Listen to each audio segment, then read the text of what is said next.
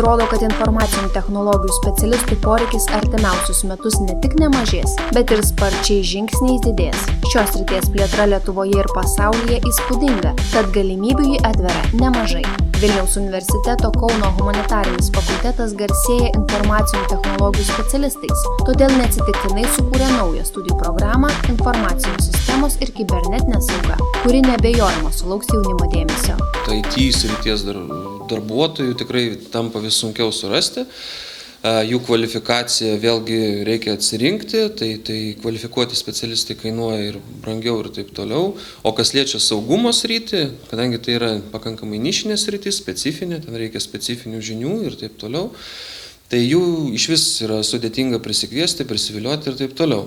Aplinka iš tikrųjų tiek geopolitinė situacija, tiek verslo aplinka iš tikrųjų labai sparčiai kinta. Tai atsirado poreikis mums bendraujant su socialiniais partneriais, su verslo klientais, su valstybinėm institucijom.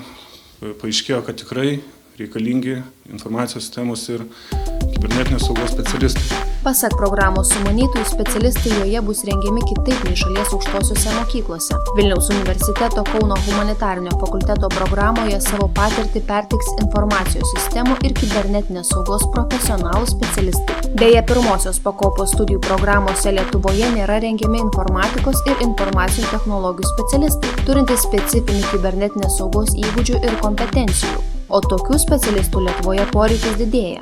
Studijos vyks ir inovatyviais nuotolinio mokymo metodais, o jos truks 3,5 metų. Universitetas duos turbūt bendrų žinių, o vėliau žmogus atėjęs praktikai ar pastoviam darbui įmonė jau gaus tam tikros srities specifinių žinių. Projektuoti saugias informacinės sistemas, užtikrinti verslo ir valstybinių organizacijų saugumą, tai mūsų parengti specialistai, jie gebės tinkamai užtikrinti tų institucijų darbą, jų informacinės sistemas, infrastruktūrą, gebės ne tik palaikyti jau esamą infrastruktūrą, bet ir siūlyti naujus sprendimus. Poreikis yra 100 tūkstančių, jeigu ne milijonas žmonių.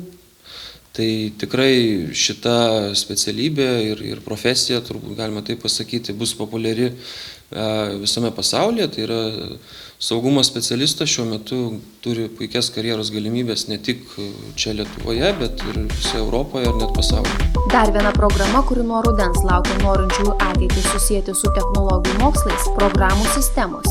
Ji patenka tarp 10 populiariausių programų Lietuvoje. Iki šiol programų sistemas buvo galima pasirinkti Vilniaus universitete Vilniuje.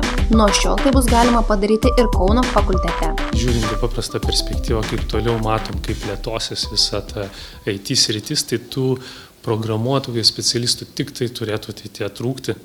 Čia žiūrint 10 metų perspektyvą. Viena populiariausių Vilniaus universiteto studijų programų, ruošiančių iš principo programuotojus ir informacinių technologijų specialistus. Tai tiesiog skirtumas tarp informacijos sistemų ir kibernetinės saugos bei programų sistemų. Studijų programų būtų tas, kad programų sistemos tai yra fiziniai mokslai, fizinių mokslų srities studijų programa, o informacijos sistemos ir kibernetinė sauga yra technologijos mokslų srities studijų programa. Tai programų sistemos tai bus, kaip sakant, grynakraujai programuotojai ir aukštos kvalifikacijos IT specialistai, kurių šiuo metu taip pat trūksta. Programos įgyvendintojai užsibrėžė ambicingus tikslus.